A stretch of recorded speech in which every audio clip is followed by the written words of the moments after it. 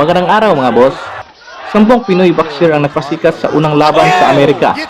Mga kalaban, pinabagsak sa luna. Pag-usapan natin yan mga boss. Dudy Boy Peñalosa Jr.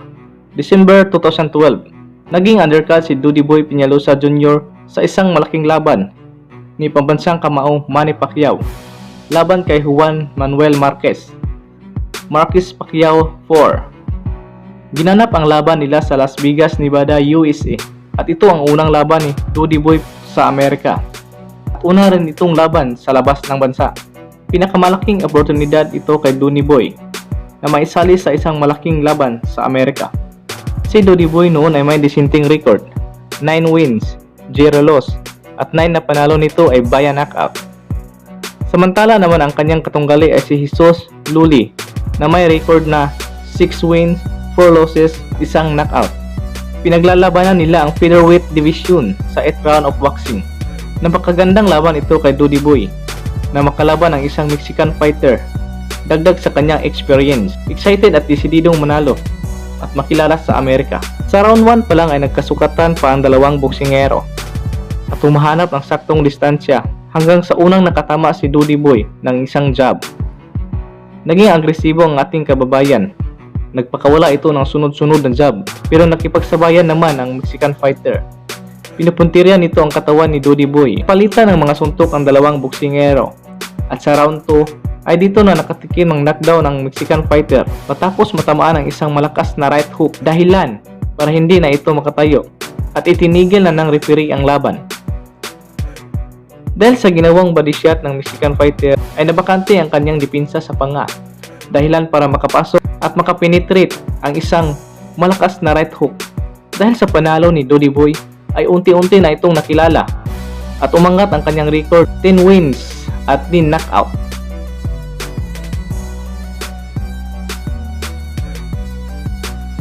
Ryan Francisco.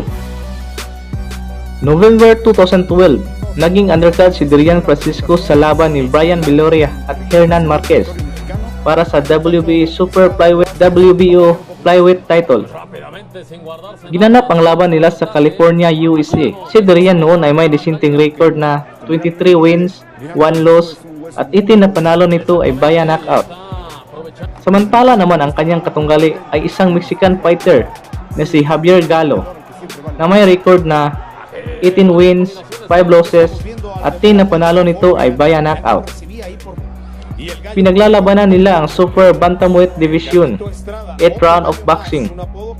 Ito ang unang laban ni Ryan Francisco sa Amerika. Sa round 1 pa lang ay aggressive na ang dalawang boksingero. Nagpalitan ng mga suntok. Body shot ang ginagawa ng Mexican fighter.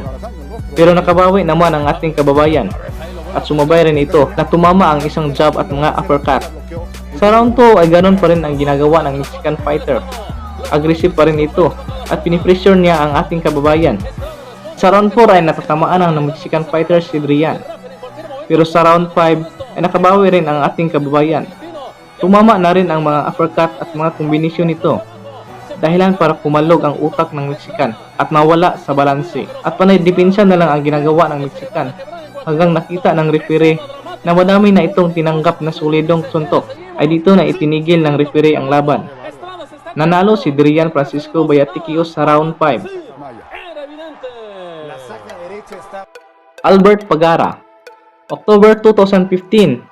Ito ang unang laban ni Albert Pagara sa Amerika, laban sa isang Nicaragua fighter na si William Gonzalez para sa bakanting WBO Intercontinental Super Bantamweight title, 12 round of boxing.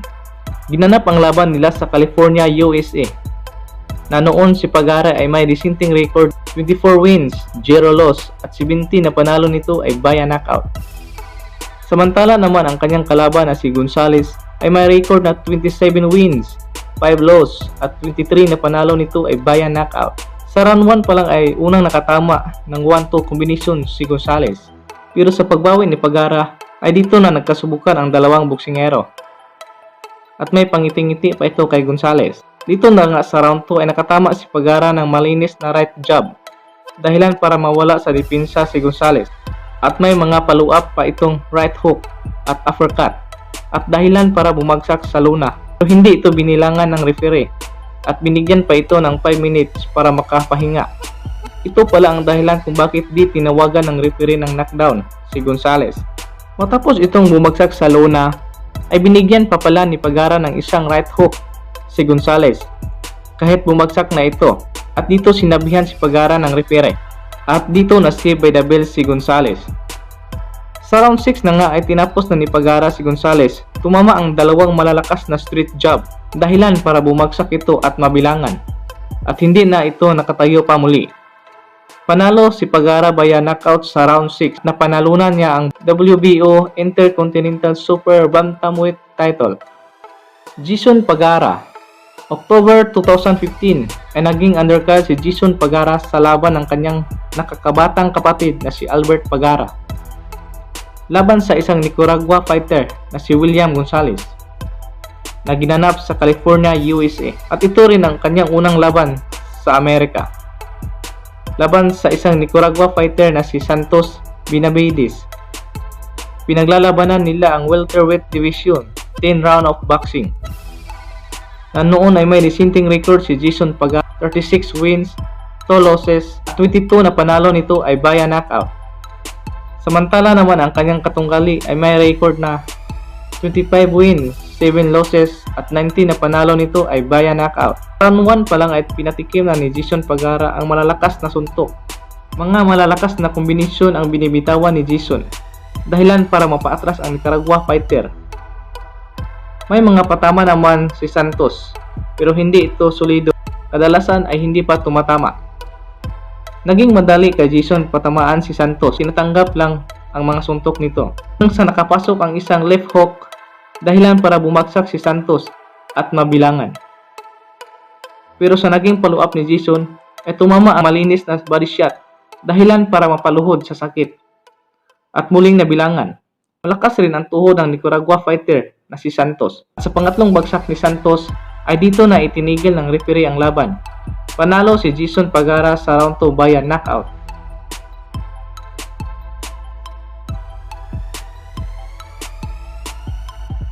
Mark Magsayong Magnifico. October 2015 na naging undercard si Magsayo sa laban ni Albert Pagara at William Gonzales, na ginanap sa California, USA.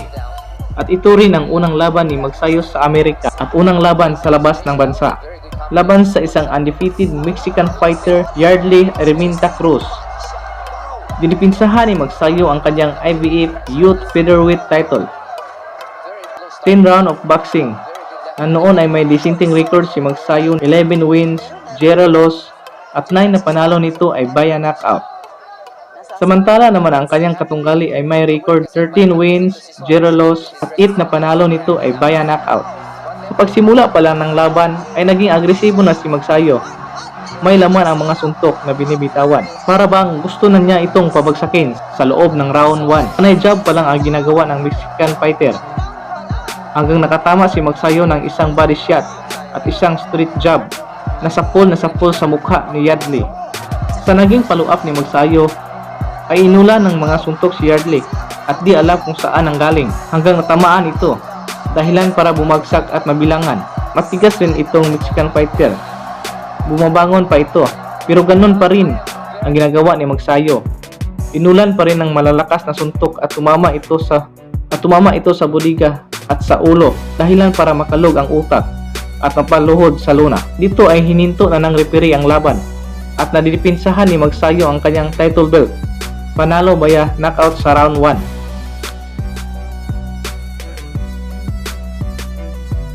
Remart Gabalo versus Ernesto Guerrero. November 2017, unang laban ni Gabalo sa labas ng bansa at unang tapak sa Amerika. Naimbitahan si Gabalo Hawaii, USA para sa isang tune-up fight laban sa isang Mexican fighter na si Ernesto Guerrero. Pinaglalabanan nila ang Bantamweight Division, 10 round of boxing, na noon ay may record si Gabalo na 16 wins, 0 loss, 14 na panalo nito ay via knockout. Samantala naman si Ernesto Guerrero ay may record na 27 wins, 21 losses, at 19 na panalo nito ay via knockout. Magandang laban ito kay Remart Gabalo na makalaban ang isang Mexican fighter, isang veteranong boxer, dagdag sa kanyang experience. Nanalo si Rimac Gabalo via knockout sa round 2. Lawas ball. Short lang sa lawas.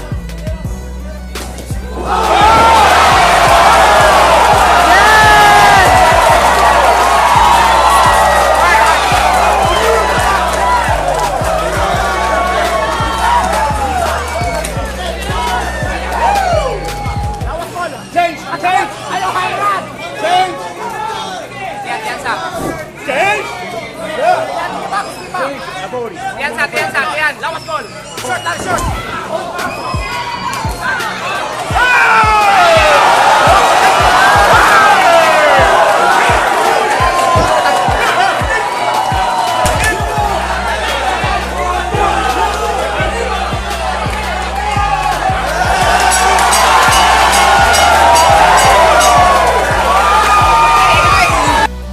Romero Dono, March 2017. Unang laban ni Romero Dono sa labas ng bansa at unang tapak sa Amerika laban sa isang number 1 prospect ng Golden Boy promotion na si Christian Gonzalez. Isang undefeated na may magandang record na 16 wins, 0 losses at 14 na panalo nito ay via knockout. Samantala naman ang ating kababayan na si Dono ay may dissenting record na 12 wins, 1 loss at 11 na panalo nito ay via knockout. Pinaglalabanan nila ang WBC Youth Intercontinental Lightweight title. Ginanap ang laban nila sa California, USA. Sa pagsimula pala ng laban ay underdog na si Dono. Isa pa, hometown ito ni Gonzalez, kaya kampante ito na i-knockout si Dono. Sa pagsisimula pa lang ng round 1 ay naging agresibo na si Dono. Nandoon ang magandang footwork at mabilis at may mga body shot na pinapatama at sumasabay rin si Gonzalez sa palitan ng mga suntok. At nang patapos na ang round 1 ay nakatama si Gonzalez ng isang right hook sa ulo ni Dono. Pero ang naging kapalit ay isang malakas na right hook na diretsong tumama sa panga ni Gonzalez, dahilan para bumagsak ito at mabilangan. Dahilan sa walang oras ay na-save by the bell si Gonzalez. At sa round 2 ay nakipagsabayan si Gonzalez kay Dono para makabawi ito sa naging knockdown sa round 1. Pero isang solidong right hook na naman ang tumama sa panga ni Gonzalez, dahilan para bumagsak ulit ito. Sinubukan mang tumayo ni Gonzalez pero hilong-hilo pa ito. At dito na itinigil ng referee ang laban. Nanalo si Dono via knockout sa round 2 at napanalunan niya ang batanteng Youth Intercontinental Lightweight title.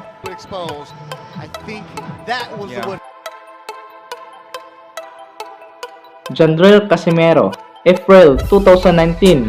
Unang tapak ni Casimero sa Amerika sa isang co-main event sa laban ni Danny Garcia at Adrian Granados na ginanap sa California, USA.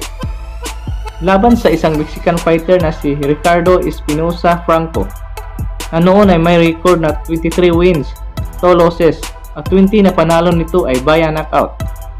Samantala naman si Jandrell Casimero ay may record na 26 wins, 4 losses at 17 na panalo nito ay via knockout. Pinaglalabanan nila ang WBO interim bantamweight title, 12 round of boxing. Sa unang mga round ay nagpalitan ng mga suntok ang dalawang boksingero.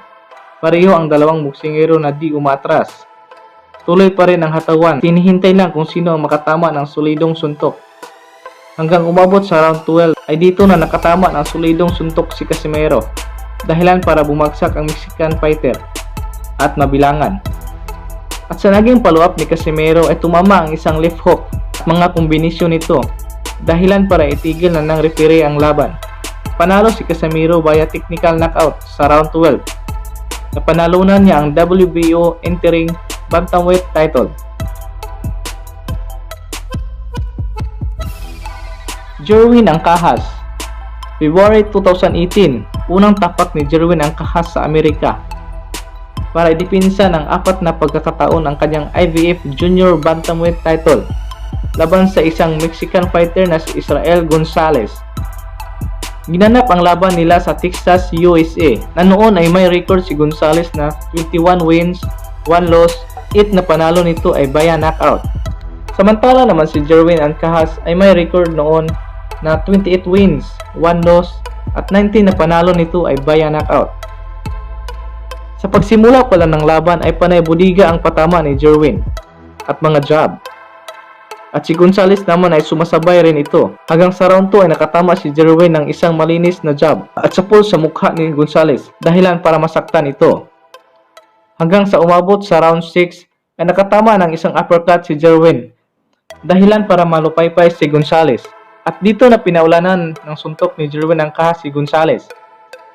Dahil sa maraming sulit na suntok na tumama kay Gonzales, ay di na rin ito bumibitaw ng suntok. Panay dipinsa na lang ang ginagawa. Dahil dito ay itinigil na ng referee ang laban. Tagumpay ang pagdipinsa ni Jerwin Angkas sa kanyang title belt laban kay Gonzales. Nanalo si Jerwin Angkas via TKO sa round 6.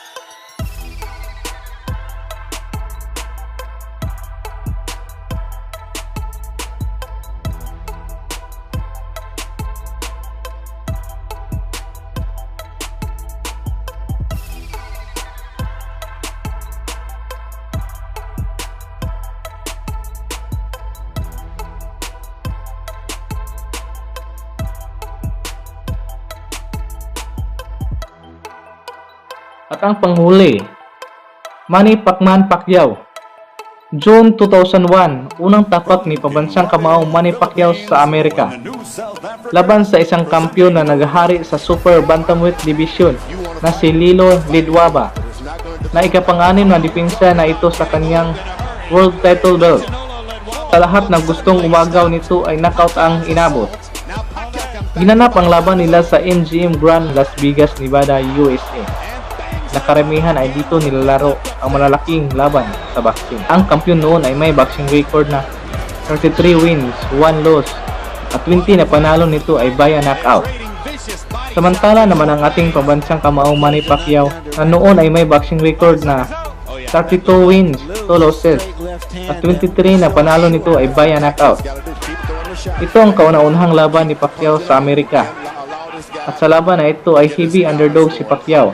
Pero ganoon pa man ay dito niya gugulatin ang buong mundo sa kabila ng pagiging heavy underdog. Sa round 1 pa lang ay nandun na ang mabilis na kamao ni Pacquiao at magandang footwork, mga magandang patama sa katawan ng kampiyon. Pagsimula pa lang ng round 2 ay bumagsak na ang kampiyon matapos matama ng isang malakas na kaliwa ni Pacquiao. At sa naging follow-up ay nakatama si Pacquiao ng isang left hook. Hanggang umabot sa round 6, na natamaan ni Pacquiao na isang malinis na kaliwa ang kampiyon, dahilan para bumagsak ulit ito at hindi na muling nakatayo. Nanalo si Pacquiao via knockout sa round 6. Dahil sa laban na ito ay sumikat si Pacquiao sa Amerika at naging matunog ang pangalan nito at inaabangan na ang mga laban nito. At yan na po ang ating video sa ngayon mga boss. Maraming salamat po. And here's the second knockdown, and as Larry, as you said at the beginning of the round, there was a weariness about Ledwaba. He began the round. The guy was out. He went to his corner the previous round out. Yeah, you pointed that out. To you. Yeah, he was walking on little shuffle There was feet. nothing in his eyes but sleep. Yep. Well, and a certain resignation that it wasn't going to get any better. Yep. Oh, when you go to your corner and you can't see, you don't have any resignation. Oh, you are resigned. Period. Night lights out. Yep. Well, I would have kept him down.